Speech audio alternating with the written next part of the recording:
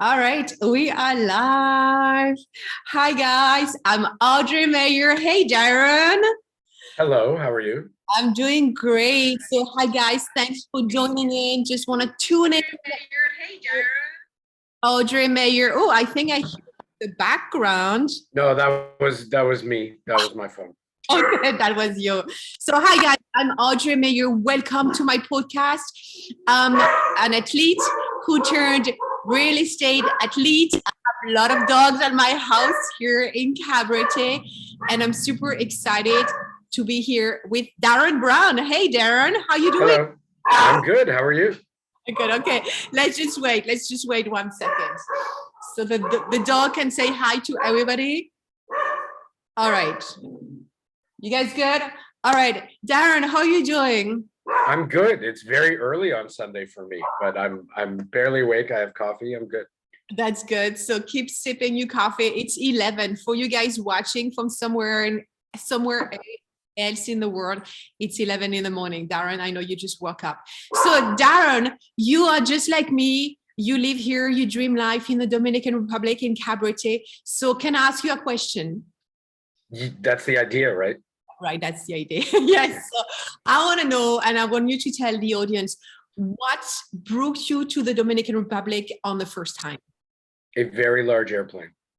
Okay, and then? No, I, like any good Canadian, I came to the Dominican Republic for the first time in, I want to say 1999, for a 1 week run to the sun, all inclusive, stand in the pool and drink as much as you can vacation. And at 2:00 on the first day, I realized that I could meet all these Canadians who were standing in the pool in Canada. So I left the resort and went into town, into Puerto Plata, and I had the best time. I spoke no Spanish, met awesome people, and then began coming back as often as I could. At the time, Toronto wasn't a four-season town. In the winter, it got very slow for my industry.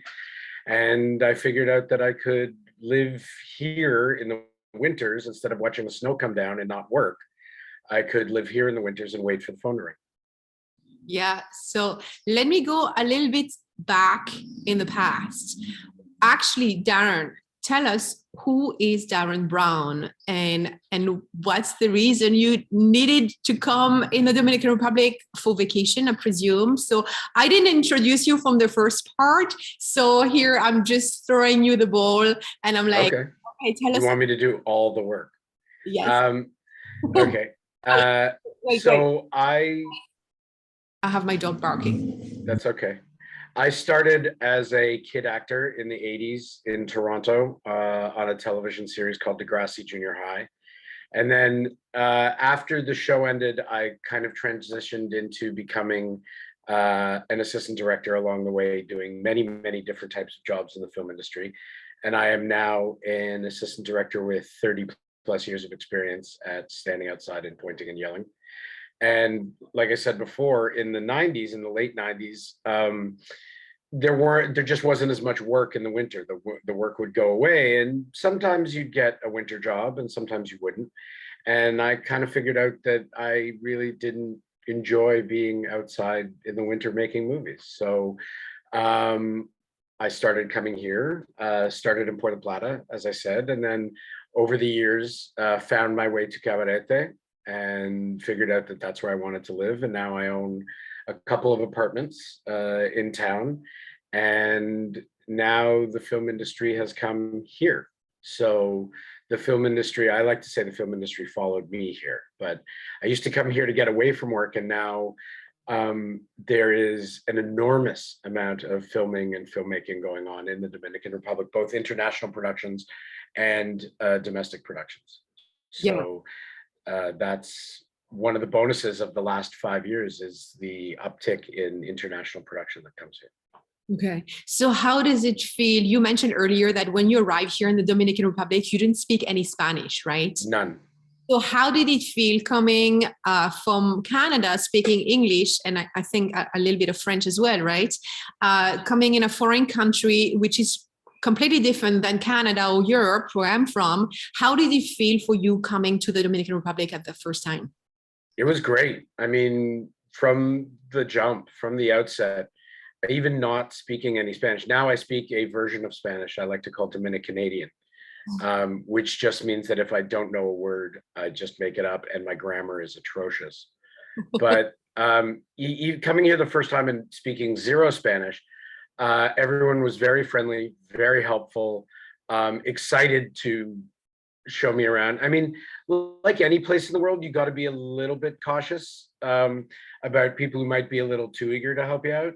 But in general, even that first year speaking zero Spanish, I was able to meet people, communicate either through, my very, very basic Sesame Street Spanish, or English or sign language or whatever. And it was very, very easy to find my way around, get where I needed to go. I mean, at the time there was no internet. It was 1999. So there was guidebooks and photos and all that, and let's go.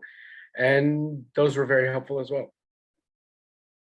And then when was the first time you realized that's the place where I actually want to have a second home or even relocate to the Dominican Republic? When was that first time, and what helped you? How could I say that? What was that little thing that, like, that's it, that's the place where I'm going to relocate?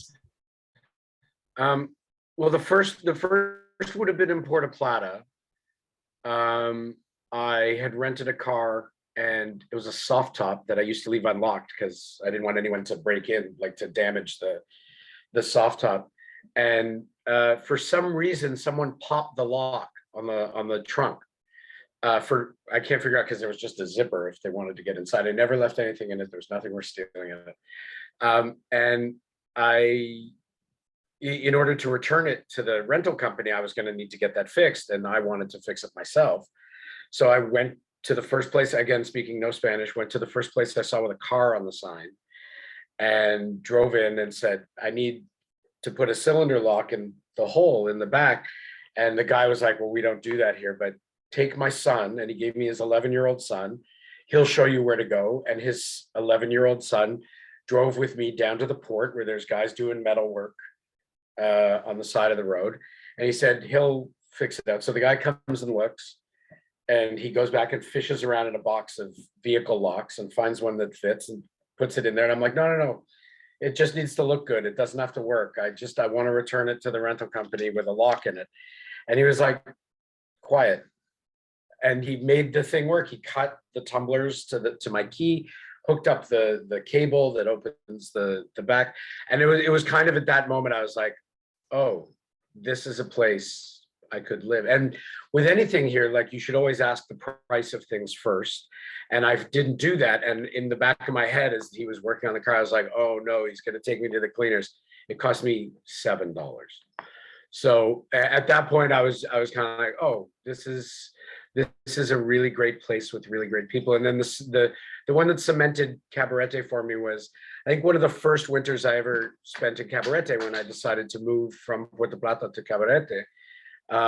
One of the first Christmases, I was walking past the Colmado, which is like a convenience store that's literally in a ditch beside my apartment. It's at the side of the road, much lower than the road, beside my apartment. And the family that runs that Colmado was having their Christmas dinner outside on their patio, literally in the ditch beside the road. And I'm Jewish, so Christmas Eve has never really been a big thing.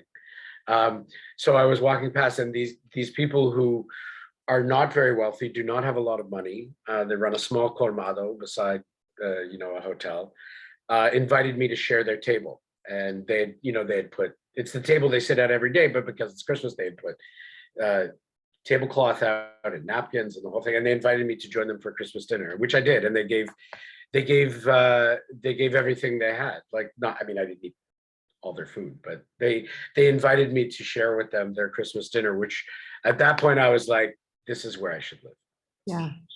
Yeah. And that's one of the things about the Dominican Republic, is that you'll find that the people with the least here want to share everything they have with you. Yeah. They will give everything they have to I share with you. And it's a good place to live, and it's a good investment. And the, the Dominican is the fastest growing economy in the Caribbean.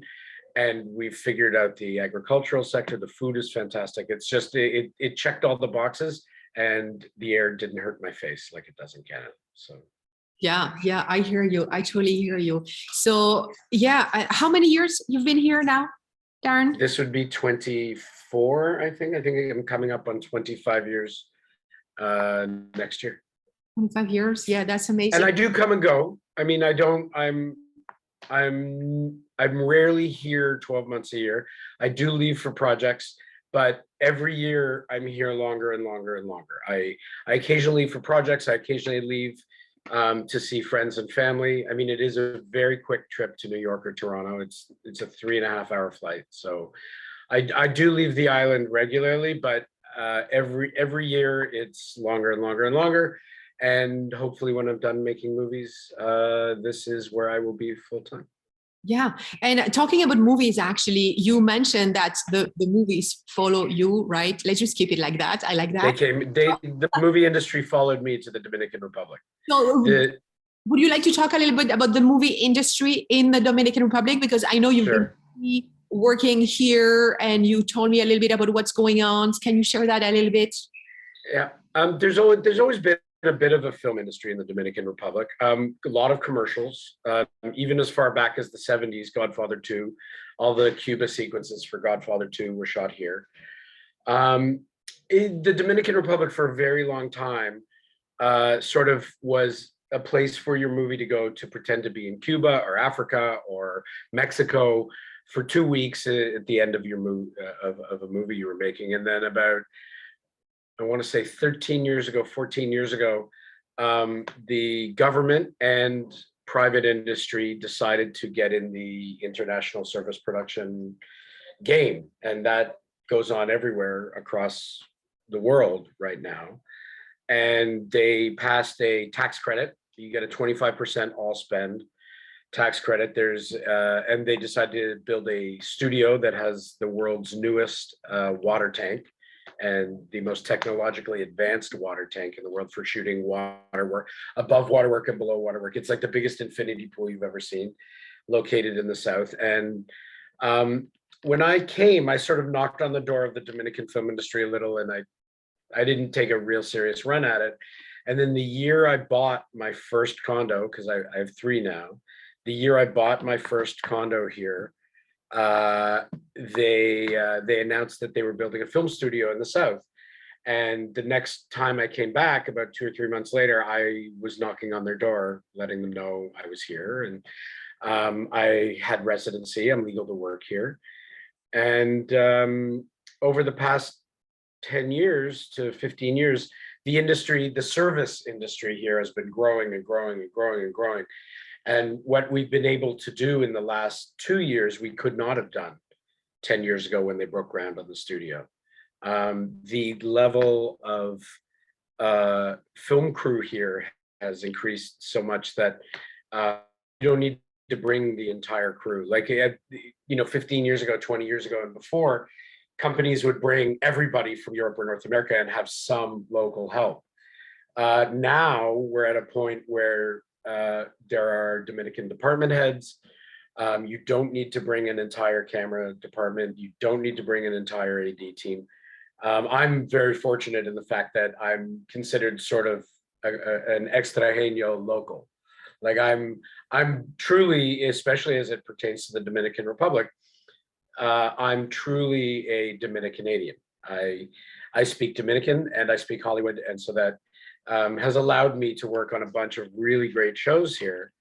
And especially during the pandemic, I didn't have to leave here in order to work. I did three projects here through the pandemic even. So the strength of the Dominican film industry is huge, and they're shooting all over the island. There's another studio being built here on the North Coast, very close to Cabarete. So there will be a bit of a labor market for people interested, or people who work in film in cold areas who might want to work somewhere warm instead. But the Dominican film industry is growing by leaps and bounds, and the level of equipment and personnel raises every year. It's been amazing as someone who's probably closer to the end of his career than the beginning, to see the beginning of something new here has been really amazing. And I've taken every opportunity I can to train people and bring people along so that I'm leaving something behind for the Dominican film industry. So much so that I'm helping to get the first truly Dominican, because I don't count, the first truly Dominican assistant director into the Directors Guild of America. And that's going to happen this year. My Amalia Ramirez Atiles, who I work with a lot here. And that's very exciting to leave something like that behind. Yeah, could you name a couple movies which they created here in the Dominican Republic? Old, the M. Night Shyamalan movie, Old, was done. I mean, if you wanted old school, like way back in the day, the Africa and Cuba portions of The Good Shepherd were done here. Like I said, Godfather 2 was done here. Havana, the Robert Redford movie was done, and these are all 20, 30 years ago. But sort of in the modern era, the last couple of years, we've seen the M. Night Shyamalan picture Old shot here. The Jennifer Lopez movie that's coming out next month, Shotgun Wedding, was done here. Lost City with Sandra Bullock was done here, amongst others. Mark Wahlberg movie called Arthur the King. Another movie called Naiad, about the story of Diana Naiad, who swam from Cuba to Florida. All kinds of, and it really has been in the last 5-6 years that the international production community has come to notice the Dominican Republic and appreciate what it has to offer. I mean, you can't make your New York movie here. But if you've got a movie that's got water, beach, jungle, or Latin American city, you can do that here. You can also do Heidi here if you had to, because there's mountains. It's unbelievable. The only thing they don't have is big North American looking city.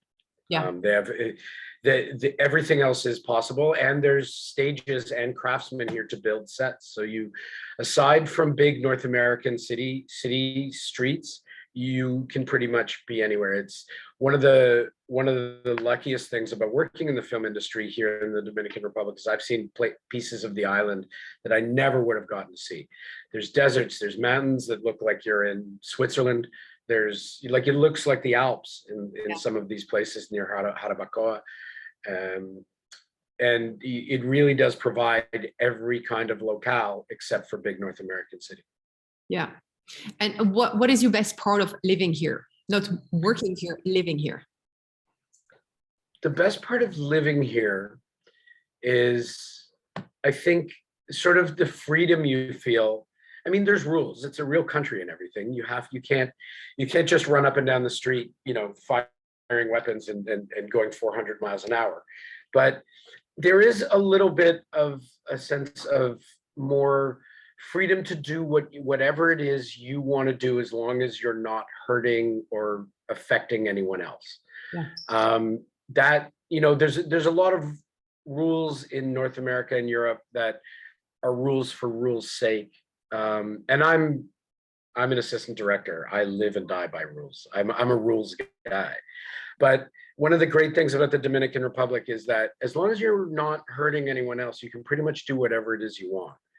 And the other thing is the people. Both the expats and Dominican people are, by and large, I mean, there's good and bad people everywhere, but by and large, the people here are great, especially in Cabarete. Cabarete is kind of a unique pearl in the ocean. It really is. There's lots of places like it. There's lots of beach towns and surf towns all over the world where there's cool people and white guys with dreads and places to find your stoke. But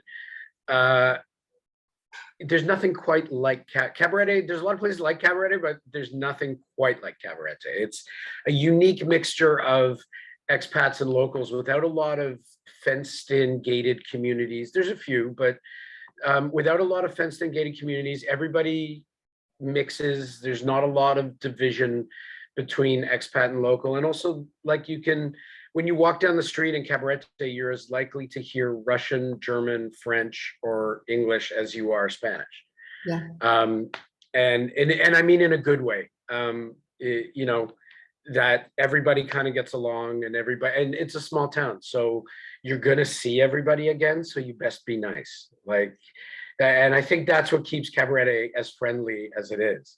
Yeah. Is that it's so small that you're gonna see everybody again.